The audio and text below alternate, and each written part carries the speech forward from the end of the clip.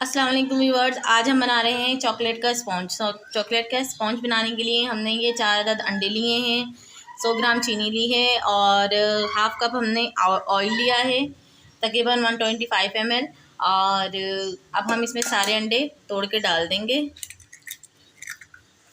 अब हम इसको अच्छे से इससे बीट कर देंगे।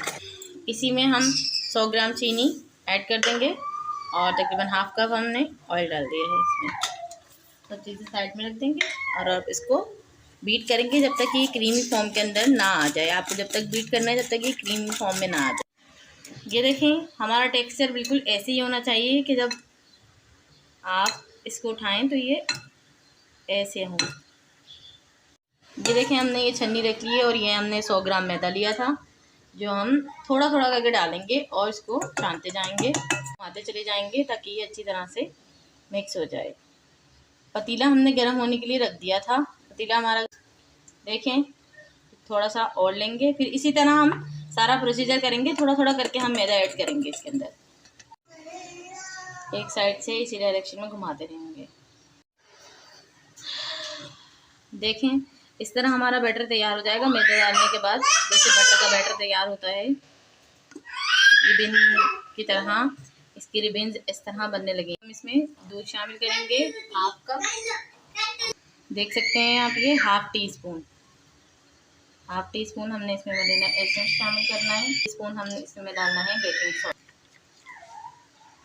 1 टीस्पून हमने इसमें बेकिंग सोडा शामिल कर दिया है। इसको मिला लेंगे अच्छी तरह, इसी तरह मिलाते जाएंगे। 1 table spoon half table spoon हम इसमें कोको पाउडर शामिल कर देंगे और ये हाफ लेंगे। अच्छा, इसी के अंदर हमने 2 टेबल स्पून कॉर्नफ्लोर के ऐड कर देने हैं, बिल्कुल बराबर करके 1 एंड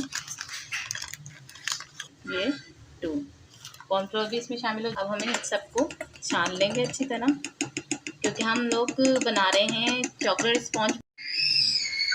अब हम इसको बैटर को डालेंगे। अब हमने बटर पेपर ले लिया है कटिंग करने के लिए।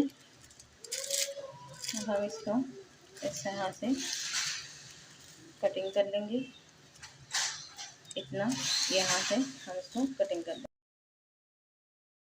था अब हम अपनी चाय की पतीली में बना रहे हैं, केक बेक कर रहे हैं चाय की पतीली में कि इसमें कैसा बेक होता है।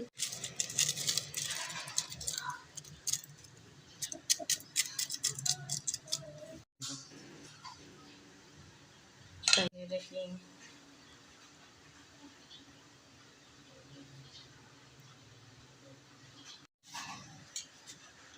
रख दिया है और अब देखिए व्यूअर्स, हमारा जो है स्पॉन्ज तैयार हो गया है। और ये देखें, आप देखें कितना अच्छा लग रहा है।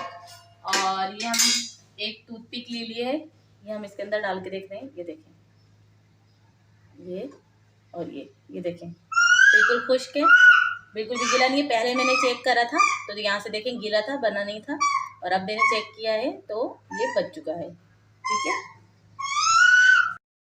देखिए व्यूअर्स, ये केक हम निकाल रहे हैं छुरी को साइडों में से ऐसे चलाकर, और अब हमने केक निकाल दिया है। आप लोग देख सकते हैं कितना अच्छा केक बना है और बिल्कुल भी नीचे से जला नहीं है, कितना अच्छा बेक हुआ है।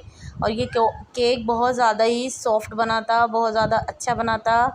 और इसको सादा ही खाने में इतना अच्छा लग रहा था कि मैं क्या बताऊँ आपको, बहुत ही अच्छा लग रहा था। और आप ये रेसिपी ज़रूर ट्राई करिएगा इस स्पॉन्ज की, और इसी तरीके से बिल्कुल बनाइएगा तो आपका स्पॉन्ज भी बहुत अच्छा, बहुत स्मूथ बनेगा। और इंशाअल्लाह आप मेरी रेसिपी से बनाएंगे तो आपको बहुत ही ज़्यादा अच्छा स्पॉन्ज बन के निकलेगा। और यहाँ पर मैं इस स्पॉन्ज की कटिंग कर रही हूँ, क्योंकि मेरे पास जो है ना छुरी नहीं है काटने की, केक काटने की नहीं है, तो मैं घर की जो होती है आम छुरी उसी से काट रही हूँ। और ये बहुत इजीली कट भी गया था, क्योंकि ये बहुत सॉफ्ट था तो आसानी से इसके पीसेस हो गए थे। जिस तरह वीडियो में आप लोग देख सकते हैं कि कितनी आसानी से इसके सारे पीसेस निकल आए थे। और ये बहुत सॉफ्ट था, जब मैं इसे हाथ में ले रही थी तो बहुत ही ज़्यादा सॉफ्ट हो रहा था, बिल्कुल भी हार्ड नहीं था। और ये बहुत ही ज़्यादा मज़ेदार